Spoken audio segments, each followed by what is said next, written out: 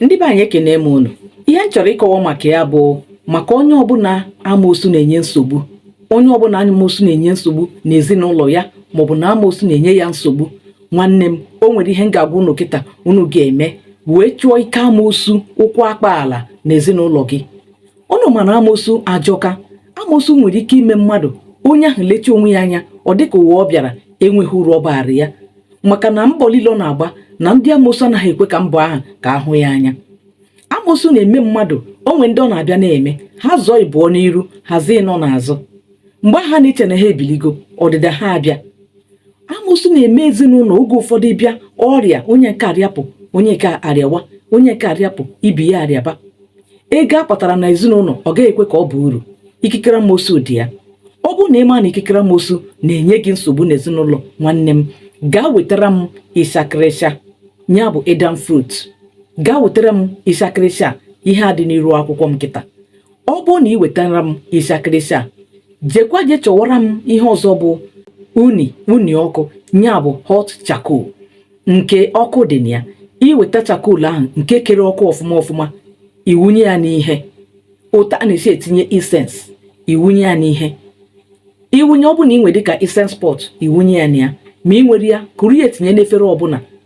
Maọbụ ije n'ekwu a na-esi nri, ma ọ bụ ndị na-esi n'ekwu nwere ọkụ na-erechapụta na ya, gaa were Eden fruit anụnwa, ya bụ ịshakịrịsha, gbajie ya.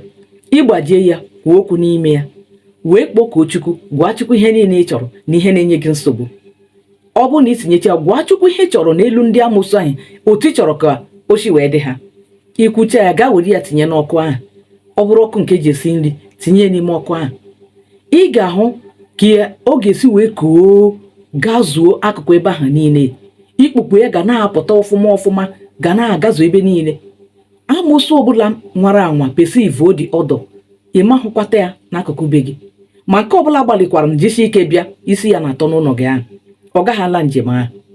Ọ bụ nọ na essence pot ka itiri ya, ịkụnyere charcoal na ihe, wunye ya n'ime ya, idobe ya n'ime ụlọ gị maọbụ dobe ya n'ọnụ ụzọ gị. Osi ebe ahụ, anwụrụ ahụ esi ebe ahụ na-apụ. Ọ na-achụ amoosu. Mgbe ọbụla unu na-alaba, tinye na ya dowe amoosu ahụ. Ime ya ụzọ one ma one, ị ga-ahụ na amoosu ga-agbara gị ọsọ, gbara ezinụlọ gị ọsọ.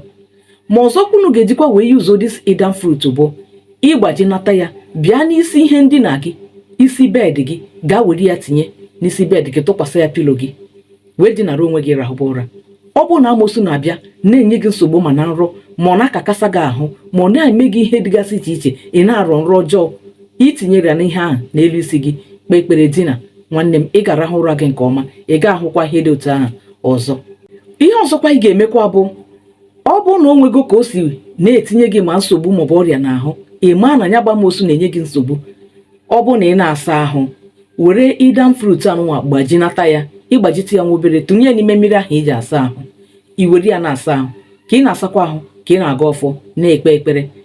Ọ bụ na o nwere ọrịa nke ya bụ amoosu tinye gị n'arụ, ka ị sapụ ya. Ọ bụkwanụ na ị ga-aṅụ itinye ya na mmiri, ida ya n'ọkụ, i were nwa obere mmiri ọkụ gbanye n'ime ya, ṅụọ ya. N'otu aka ahụ, ikpekwasa ya ekpere. Ị ga-ahụ na Chineke ga-esi na ya wee mere gị ebere, wee chụpụ ikikere amoosu ahụ niile nke na-enye gị n'ezinụlọ gị nsogbu. Ndụ unu adị ka o kwesịrị.